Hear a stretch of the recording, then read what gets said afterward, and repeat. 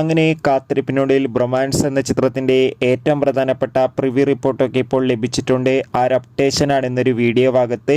വീഡിയോയിലേക്ക് മുൻപ് video like ചെയ്യുക, ചാനൽ സബ്സ്ക്രൈബ് ചെയ്യുക. ഈ വരുന്ന ഫെബ്രുവരി മാസം ഇനി അങ്ങോട്ട് ധാരാളം ചിത്രങ്ങൾ OTT റിലീസ് ചെയ്യും. നമ്മുടെ ചാനൽ ഭാഗം പരിശോധിച്ചാൽ നിങ്ങൾക്ക് ആ വീഡിയോയ്ക്ക് കാണാൻ വേണ്ടി സാധിക്കുന്നതായിരിക്കും. അർജുൻ അശോകൻ, മഹിമ നമ്പ്യാർ എന്നൊക്കെ പ്രധാന കഥാപാത്രങ്ങളായിട്ട് ഇന്ന് റിലീസിനെത്തിയ ചിത്രമായിരുന്നു ബ്രൊമാൻസ്.